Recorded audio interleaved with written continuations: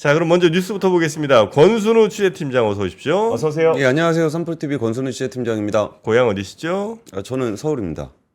어디? 예, 저는 강북입니다. 아, 그래도 그나마 서울이라 다행이다. 우리. 저는 명문고등학교, 명문중학교 나와가지고 아, 방송에서 얘기도 못합니다. 아, 명문 어디인데? 아유, 안 됩니다. 말씀드릴 수 없습니다. 아, 그렇습니까? 네. 나중에 사적인 자리에서 한번 말씀드리겠습니다. 아, 또 선배님들 대단한 분들 많군요. 아니요, 동네 자체가 엄청 대단합니다. 아, 동네가 강북에서. 더 묻지 마십시오. 알겠습니다. 비방용입니다. 아이고, 알겠습니다. 자, 그러면 이제 뉴스 뉴욕 증시 마감 봐야 상황을 되는데. 보면요, 그 다우존스 지수는 0.58% 상승했고요, 나스닥은 1%, S&P 500은 0.75% 상승했습니다.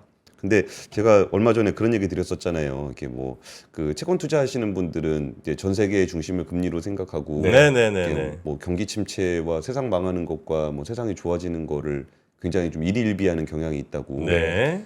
우리 그 자본시장 쪽에서도 보면은 경기 침체가 어제 왔다가 오늘 없어지는 그런 겁니까? 아니죠. 근데 뭐 경기 침체된다 그래갖고 주가 엄청 빠졌다가 뭐 지금은 또 언제 그랬냐는 듯이 네. 다시 또 강한 모습들을 좀 보이고 있는데요.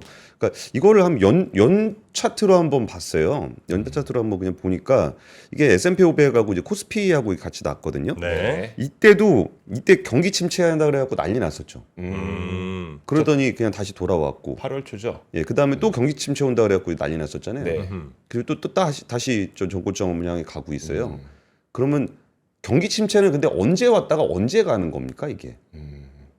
뭐 잠깐 경기 침체 했었나 보네. 잠깐 8월 초 경기 침체. 예, 그러니까 경기 침체 잠깐 뭐 이렇게 잠깐 일주일- 지나가. 일주일 휴가 때 네. 잠깐 경기 좀 침체 잠깐 됐다가 휴가 복귀하고서 다시 이렇게 됐나 봐요.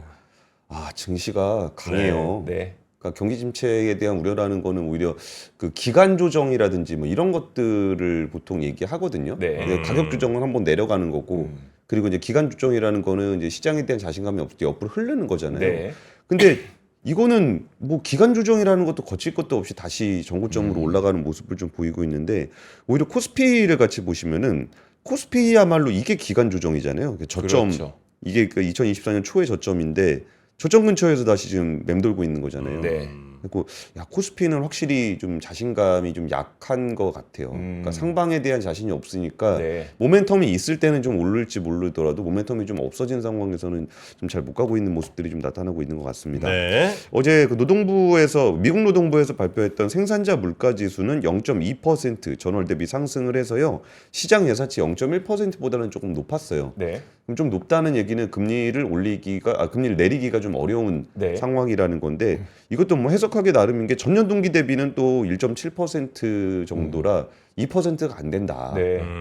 그러니까 좋지 않냐 뭐 이런 얘기들도 하고 있는데, 결국은 이 물가 지수라든지 이런 것들이, 그러니까 물가 지수도 뭐 이렇게 8월 물가 지수가 이제 와서 바뀌지도 않잖아요. 그렇죠. 네. 근데 우리가 8월에 물가를 경험을 했기 때문에 네. 뭐 이제 와서 뭐 물가가 다시 급등을, 그러니까 우리가 정말 예상치 못했던 수준으로 물가가 뭐 급등을 한다거나, 네. 아니면 물가가 진짜 침체를 우려할 정도로 많이 떨어지거나 그럴 것도 아닐 거예요. 네. 그러니까 이런 지표가 나올 때마다 그냥 확인하고 있는 것 같습니다. 네. 9월에 금리를 인하를 할 건데 뭐 얼마를 인하할 거냐라는 것도 뭐 대충 뭐 25 아니면 50이겠지 정도를 네. 그냥 하면서 25될 확률이 얼마나 되냐, 58 확률이 얼마가 되냐, 이런 거 그냥 관찰하면서 뭐 시장은 자기 갈 길 가고 있는 것 같은 느낌입니다.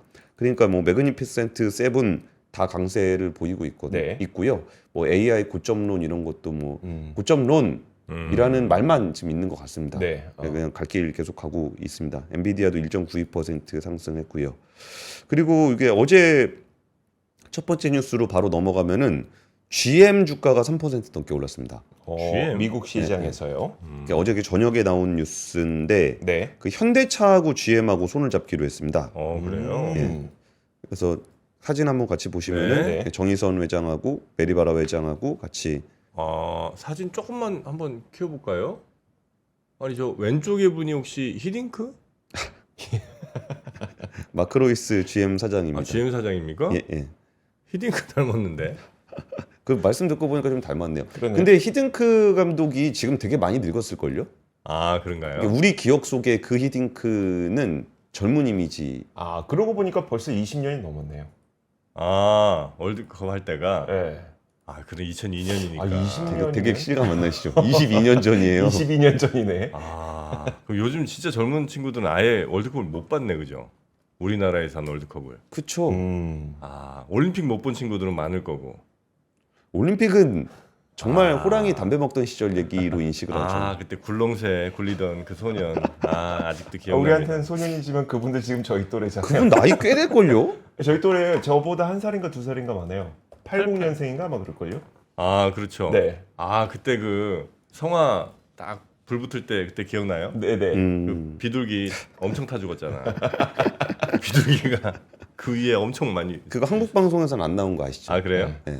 외신에서만 나왔었습니다. 네. 아, 좋았습니다. 그 현대차하고 GM이 뭐 신차를 공동 개발하고 친환경 에너지 사업을 함께 벌이는 내용의 이제 얼라이언스를 맺었는데 정의선 회장과 메리바라 회장이 이제 포괄적 협력을 위한 업무 협약이라 그래서 네. 특정 분야를 한정하지 않고 전반적인 분야에 대한 것들을 협력을 하겠다 그래서 수개월 동안 논의를 하고 승용차와 상용차 공동 개발 생산. 그러니까 승용차 상용차라 그러면 뭐 모든 차종을 그렇죠. 얘기하는 거고 네. 공급망 공동 관리 그러면 뭐 부품을 공동으로 구매를 한다거나 아니면 배터리 소재 같은 것도 같이 쓰거나 뭐 이런 네. 얘기가 있는 거고 음. 친환경 에너지 기술 공동 개발을 위한 협력 이건 전기차 뭐 그 수소차 네네. 그런 쪽이 있는 거고 사실 하이브리드 같은 경우도 GM은 없기 때문에 현대차의 하이브리드 기술을 굉장히 탐을 낼 겁니다. 그러면 GM이랑 현대차랑 이렇게 협업을 한다 그러면은 정프로님 누가 받아준 것 같으세요? GM과 현대차. 네. 현대차가 받아줘야죠. 그렇죠. GM이 뭐 할 줄 아는 게 있어야지. 야. GM 뭐 이게 중요한 포인트인 것 같아요. 네. 그러니까요. 예전에 GM이랑 현대차랑 붙으면 뭐라도 좀 받아먹을 거 없나 해서 붙었다라는 인식이 있는데 네. 글로벌 3위와 5위가 협력을 한 겁니다. 네. 글로벌 3위가 현대차고 현대차고. GM이 5위입니다. 네. 그러면서 지금 언론에서는 되게 그 일본 도요타를 뛰어넘는 세계 최대 자동차 동맹이다. 이게 둘이 합치면 한 1,300만 대 정도 되는데 도요타가 한 1,100만 대 정도 되거든요. 네. 근데 이걸 가지고 이제 이조 기자는 알겠지만 어제 이걸 가지고 토론을 되게 많이 했었어요. 이 동맹에 대한 의미를 어느 정도까지 부여하는 게 맞을 거냐. 네. 그래가지고 진짜 그 지금 폭스바겐이 좀 어려운 상황이잖아요. 네. 네. 그러니까 폭스바겐의 어려움은 독일이랑 국가의 어려움이고 독일 정부가 그 폭스바겐을 어떻게든 해보려고 좀 보조금 좀 주고 막 그러고 있는 상황이잖아요. 네. 그 와중에 미국 1위 회사하고 글로벌 3위 자동차 회사가 손을 잡고 한번 먹어보겠다고 덤비고 있는 거거든요. 네. 그러니까 폭스바겐은 2위 회사입니다. 그렇죠. 그러니까 독일 정부 입장에서 얼마나 짜증이 날까요? 안 그래도 지금 자기는 힘든데 네. 이걸 자기네들이 편먹고 사람부터 덤비겠다는 그런 거니까 네. 그런 부분들이 좀 있을 것 같고 그리고서 뭐 언론에서는 별 얘기가 다 나옵니다. 거기에 뭐 리배징이라 그래가지고 그러니까 공동으로 차 개발해가지고 GM이나 현대차 로고 각각 달고 파는 거.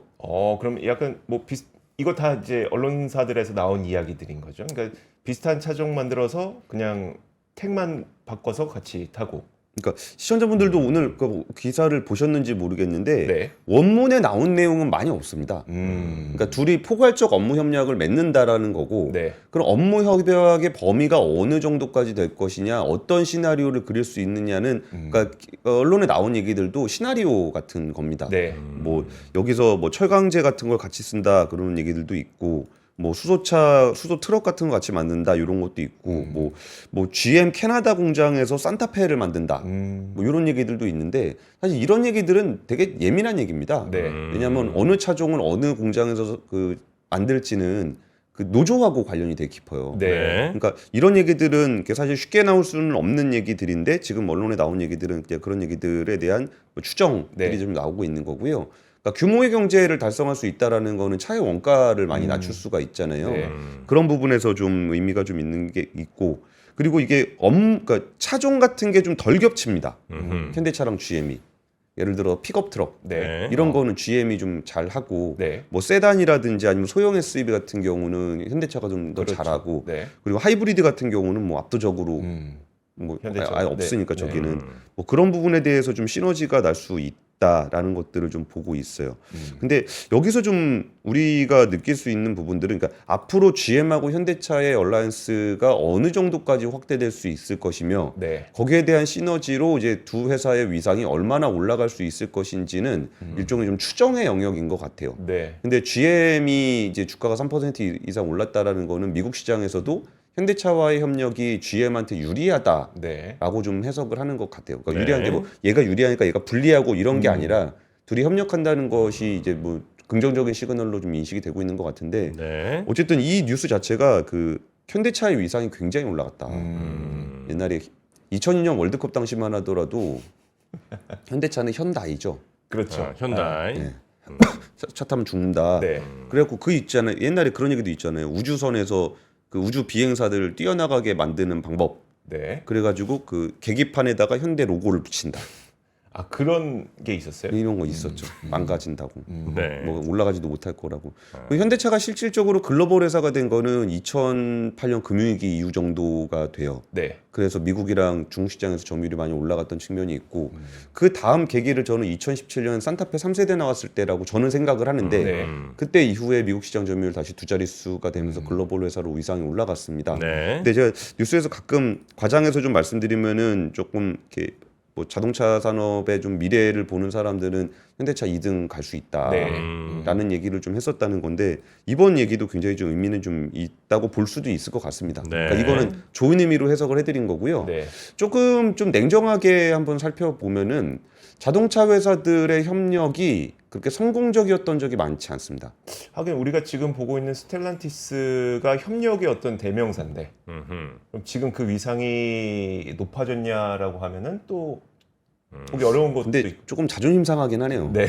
거기랑 비교해서 거기랑 감히. 비교를 그러니까 스텔란티스는 이제 만만돌이들이 네네. 모인 거잖아요. 뭐 푸조, 시트로엥, 뭐 뭐야 피아트, 네네. 크라이슬러 뭐야, 막 진짜 잔잔바리들 엄청 모여가지고 네. 그 다 모아봐서 스텔란티스 이름 만들었는데 스텔란티스 이름 자체를 모르시는 분들도 많을 거예요. 여전히. 네. 스텔란티스 왜냐면 그 브랜드로 뭐가 나오질 않으니까. 그쵸. 그렇죠. 네, 모르는 분 많죠. 근데 그러면 냉정하게 봤을 때 자동차 기업이 GM이란 브랜드로는 차가 나온다고 생각하십니까? GM?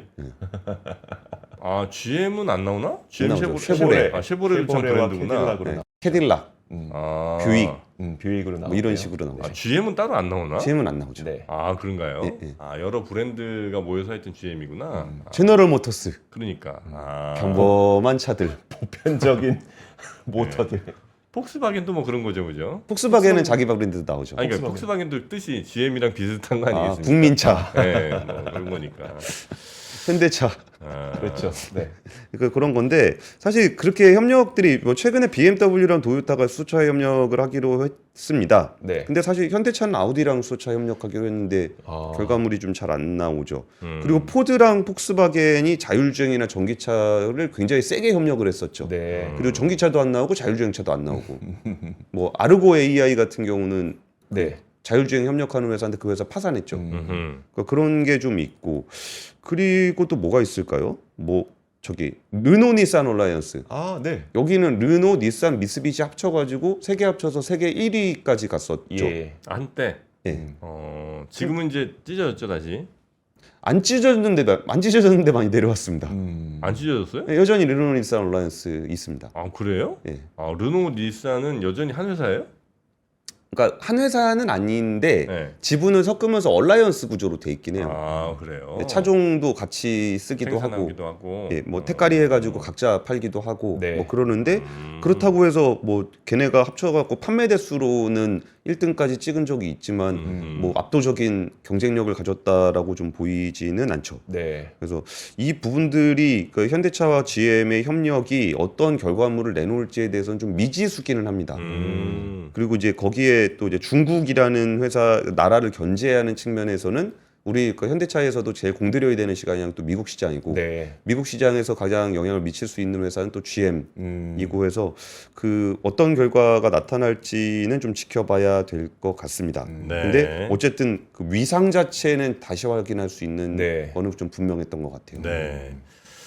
자, 두 번째 뉴스 넘어가기 전에 뭐 속보 비슷하게 하나 올라와서 좀 네. 전해드리자면 북한이 아까 뭐 북한 얘기 잠깐 나왔는데 북한이 우라늄 농축 시설을 첫 공개를 했고요. 대외적으로 김정은이 여기를 찾아서 보기만 해도 힘이 난다. 네, 보기만 해도 힘이 난다고 그렇게 얘기를 했다고 합니다. 그래서 더 많은 우라늄 농축 시설을 만들자 이렇게 또 얘기를 했다는 속보가 나와 있네요. 아무래도 국제 정세 특히 이제 뭐 요 동북아의 긴장감을 좀 높이는데 더 안 좋은 영향이 좀 될 것 같기도 하고 또 아마 미국 대선에도 어떻게든 뭔가 영향력을 좀 미쳐보려는 그런 움직임이 아닌가 네. 하는 조심스러운 또 전망을 해보게 됩니다. 이 국제 정세는 정말 크게 좀 봐야 됩니다. 그쵸. 정프로 같은 그런 시각이 좀 필요합니다. 정말 매크로한 시각이십니다. 네, 푸틴이 해리스 지지한다 그러는데 그건 어떻게 생각하세요? 푸틴이 해리스 지지한대요? 네. 좀 됐어요. 네. 그래요? 네. 푸틴이 해리스를 지지한다. 예. 그거는 약간 좀 매기는 것 같은데. 푸틴이 속내는 지금 트럼프인데 해리스 지지해서 해리스 좀 떨어뜨려 보겠다. 근데 해리스가 지금 토론 이후에 오히려 지지율이 더 올랐다고 네, 맞아요. 하죠. 네. 자, 그럼 두 번째 뉴스 그러니까 가보겠습니다. 거기 되게 웃겼어요. 그 해리스 네. TV 토론 끝나고서 푸틴이 지지한다 그러니까 이게 뭐 서로 기분 나빠하는 것도 있고 오히려 또 그 러시아에서는 뭐라 그러냐면 야 니네 선거하는데 지금 내 이름 좀 얘기하지 마라. 푸틴 입장에서는 그럴 푸틴 수 입장에서 있지. 그런 얘기도 좀 있었습니다. 네. 두 번째 뉴스는요. 이것도 어젯밤에 좀 굉장히 좀 센 뉴스였는데 장렬리면 이것도 난리 날 겁니다. 네. 고려아연 경영권 분쟁에 MBK가 등장했다. 이게 MBK가 완전히 이거 돈벌이로 작정을 한 것 같아요. 네. 그 경영권 분쟁 상황에서 그 전주 흑기사? 저기 백기사? 백기사? 백기사. 네, 백기사. 그런 좋은 표현이 있었는데 네. 저는 뭐 전주 소리를 하고 있었고 네. 이게 고려아연 쪽에 그 MBK가 최대 주주가 됐다라고 좀 얘기를 하는데 그 원래 고려아연의 최대 주주는 영풍입니다. 네네. 근데 이제 그 최윤범 회장을 중심으로 한 일종의 백기사들 네. 이 지분율이 조금 넘어갔던 거예요. 그래서 단일 기준으로 최대 주주는 원래 영풍이고 영풍과 주주간 계약을 맺게 되면 원래 최대 주주가 되는 겁니다. 네. 그러니까 이제 MBK가 최대 주주가 됐다 그래가지고 판이 뒤집혔냐? 그건 아니죠. 네. 근데 이제 판을 뒤집어 보려고 하는 거죠. 지분율을 같이 보실까요? 네. 한국경제에서 정리한 건데 이거 지분율 조금씩 변하긴 했어요. 네. 근데 최윤범 회장이 원래 18%밖에 안 되고 영풍이 32% 정도 지분이 있었습니다. 예. 근데 사업상의 파트너십을 맺으면서 한화의 투자를 받고 LG의 투자를 받고 결정적으로 현대차 투자를 받으면서 지분율이 역전이 됐습니다. 그래가지고 이제 최윤범 회장 쪽이 지분율이 더 높은 상황이 됐었고 네. 이게 장영진 고문을 중심으로 한 영풍에서는 거기에 대해서 굉장히 반발을 하고 있었습니다. 네. 그래서 그래도 뭐 이거를 뭐 협력까지 그러니까 뭐 이렇게 협력을 끊는 정도까지는 안 갈 거라고 생각을 했는데 네. 주주총회 때 거기에 대해서 반대 의사를 장영진 고문 쪽에서 영풍 쪽에서 표시를 하면서 이제 거의 돌아올 수 없는 강을 건넜고 네. 그 이후에 공동으로 하든 설인상사라든지 이런 것 때문에 계속 갈등이 있었는데 그럼에도 불구하고 이게 우리나라 그러니까 재벌이란 표현 쓰겠습니다. 네. 우리나라 재벌이 되게 민낯을 보여주는 건데 이렇게 개인 주주들이나 이런 사람들이 싸울 때 하고 네. 최대 주주들이 싸울 때 분위기가 완전히 달라요. 어떤 식으로요? 그러니까 개인 주주들이 뭐 좀 뭐 행동주의 펀드라든지 이런 네. 데 가면은 무슨 이렇게 투기꾼 취급하고 뭐 그쵸. 그런 게 있는데 자기들끼리 싸울 때는 네. 이게 뭐 최대한 투기꾼을 껴서 하죠.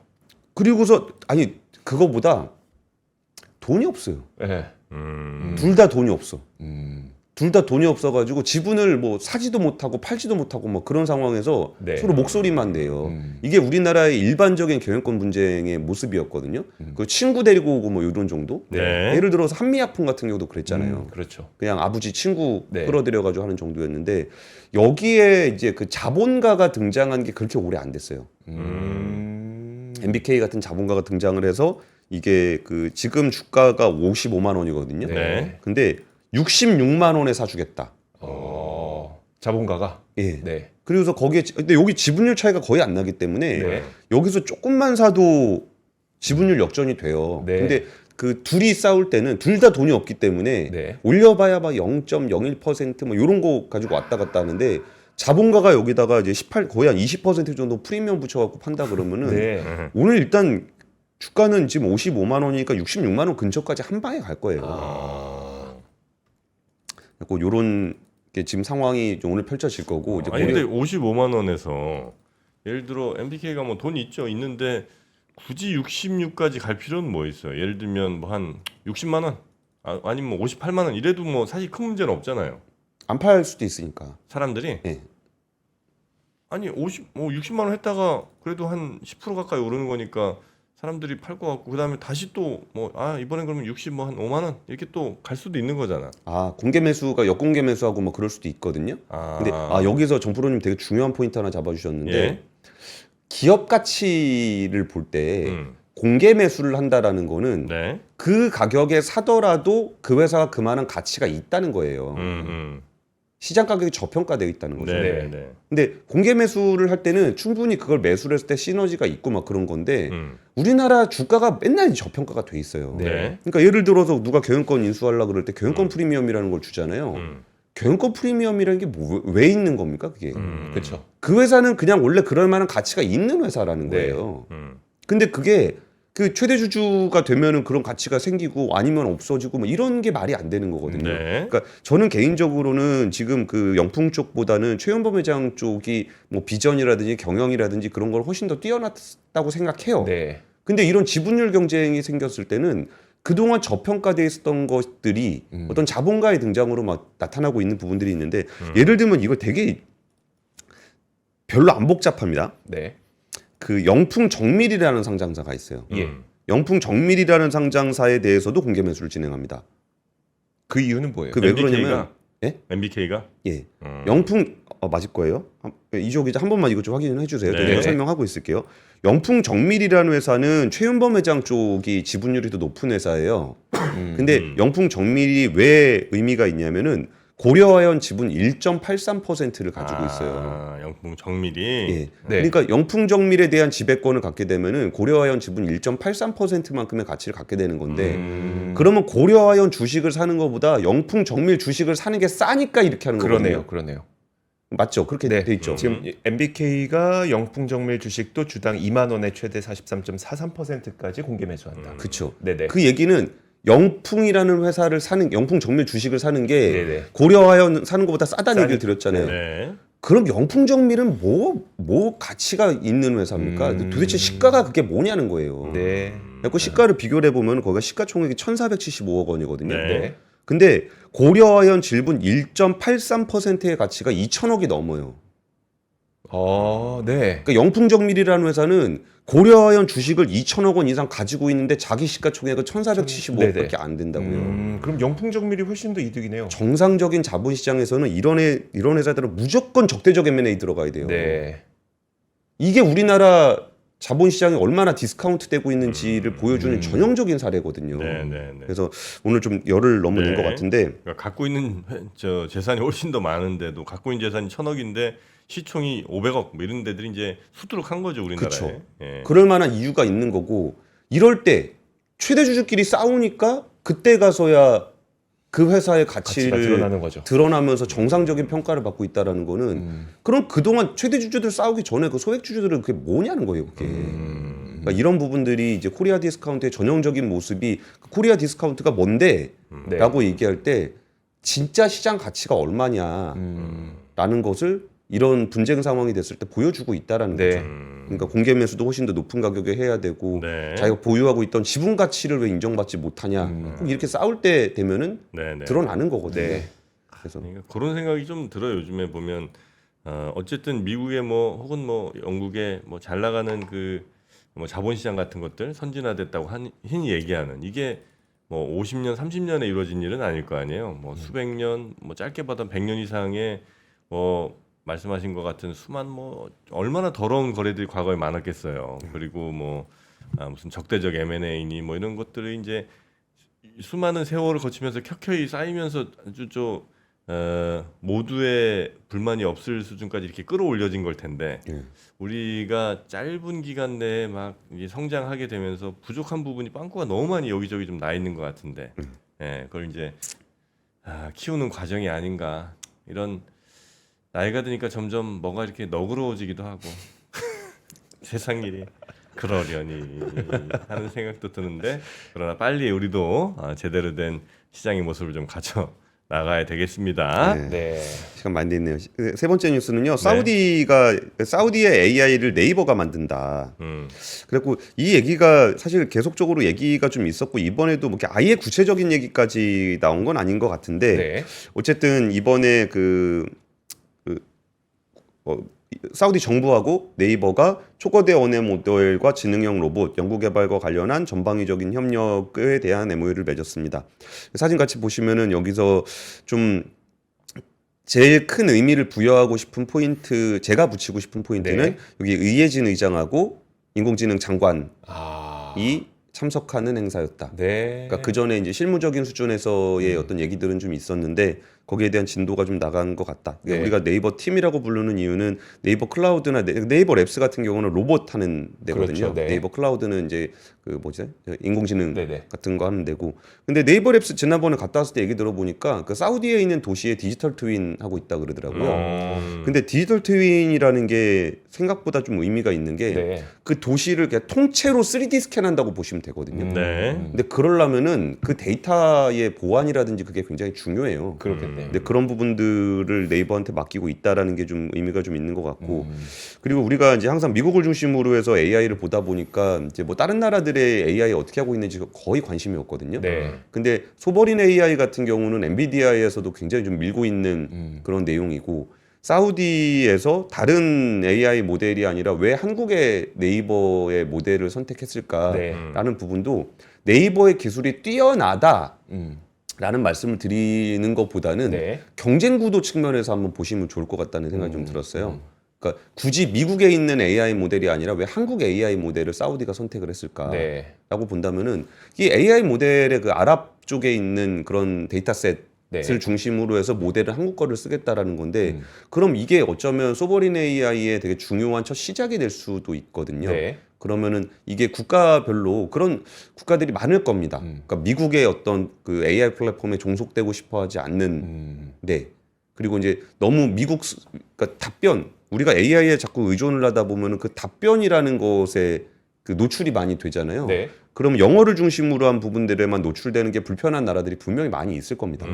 그래서 그런 부분들에 대한 협력이 이게 성과를 만약에 좀 제대로 성과를 낸다. 네. 그러면은 소버린 AI가 뭔지에 대해서 이렇게 개념적인 부분뿐만 아니라 실질적인 무엇 결과물이 나오게 되면은 전반적인 AI 판이 변화의 하나의 변수로서 꽤 유의미할 수 있을 것 같아서 좀 이번에 사이닝하는 뉴스를 세 번째로 준비했습니다. 아 그래요. 저는 개인적으로 좀 약간 감정적으로 우리 얼마 전에 라인 사태 터지면서 사실 어떻게 보면 라인이 우리가 일본에 진출해 있었기 때문에 만약에 우리가 시너지를 낸다고 하면은 결국 네이버의 어떤 인공지능을 일본에서도 활용할 수 있는 그런 계기의 어떤 발판이 있었던 거잖아요. 그쵸. 네. 근데 그 발판이 사실 사라졌는데 그 발판을 우리 사우디에서 한번 성공시켜 보자. 그래서 만약에 진짜 성공을 하게 된다면 네. 그 모델이 다른 국가들에서도 이제 그쵸. 이용을 할 수가 있고 일본에서는 소프트뱅크가 내가 그때 왜 그랬을까 이러면서 그렇게 됐으면 좋겠다. 땅을 치고 후회하도록. 네, 땅을 치고 후회하는. 와, 진짜 상투적인 표현이네요. 땅을 치고 후회한다. 왜 나한테 왜 자꾸 그래요? 아니 땅 치고 후회. 아이고. 요즘 죄송합니다. 그 표현 안 써요 요즘에는. 오랜만에 들어. 땅을 치고 후회한다 이런 표현 안 써. 월드컵 할 때 많이 썼던 표현인 것 같아요. 땅을 치고 후회한다. 아니 난 솔직히 한 5년 전부터 좀 들몰 길가 홍삼이라도 좀 먹을 걸 하고 땅을 치면 후회하고 있거든요. 아니 그때부터 먹었으면 내가 지금보다 훨씬 더 건강했을 텐데. 네. 내가 지금도 건강- 늦지 않았습니다. 그렇죠. 늦진 않았지. 뭐 오늘이 제일 빠른 날이긴 합니다만 여러분도 야, 지금 사봐야 어차피 저 추석 때 안 오는 거 아니야? 너무 늦은 거 아니야? 이렇게 생각하실 수 있잖아요. 추석 때 피곤한 몸을, 추석 때 힘들어진 몸을 회복시켜줄 가장 빠른 힐러가 바로 네. 들몰 길가 홍삼일 수 있다는 겁니다. 그쵸. 예, 그래서 추석에 얼마나 또 운전하느라고 힘드시고, 많이 피곤해요. 예, 또 시댁 가서 혹은 뭐 저 처가 가서 얼마나 힘들겠습니까? 네. 그거 되돌리고 그거 다시 원래 컨디션으로 회복하는 데는 또 들몰 길가 홍삼. 홍삼. 네, 우리 기른의 대표가 또 그 마음 담아서 열심히 만들고 있거든요. 네. 1년에 10,000박스만 딱 만듭니다. 네, 하루에 300개 이상 팔질 못한다는 얘기예요. 그러네요. 네, 여러분도 들몰 길가 홍삼과 함께 추석 이후 빨리빨리 준비해야 됩니다. 네, 가장 빠른 회복력 우리 들몰 길가홍삼과 함께 하시기 바라겠습니다. 시댁 갔다 온 와이프랑 안 싸우려면 들물기강홍삼. 아내분이 시댁 좋아하실 텐데요. 왜? 좋아할 겁니다. 네. 혹시 뭐 고부 갈등 있으세요? 아니 없습니다. 없죠. 네. 들물기강홍삼만 있다면 고부 갈등은 네, 없습니다. 요즘 그런 거 괜찮잖아요. 그럼요. 네, 네. 처가가는 거 좋잖아요. 항상 사랑하죠. 왜 더듬어? 말이 잘 안 나오네. 처가 너무 행복합니다. 홍삼 먹어야겠습니다. 네, 우리 다 같이 행복한 겁니다. 네. 행복하고 행복한 이후엔 다시 들몰 길가홍삼으로 더 행복해지는 겁니다. 네. 자, 그럼 우리 권순호 팀장님 잘 다녀오시고, 강북의 명문 중학교 고등학교 나오신 우리 충암고 아니죠? 아닙니다. 네. 요즘 제일 명문고인데 거기가. 자, 잘 다녀오시고 네. 추석 지나 뵙겠습니다. 네, 좋은 추석 감사합니다. 되십시오. 고맙습니다. 박근영, 이선영, 서경인, 염승환 투자 마스터들의 세심한 케어로 건강한 투자 습관을 만드세요. 3프로 멤버십 3프로 앱에서 확인하세요.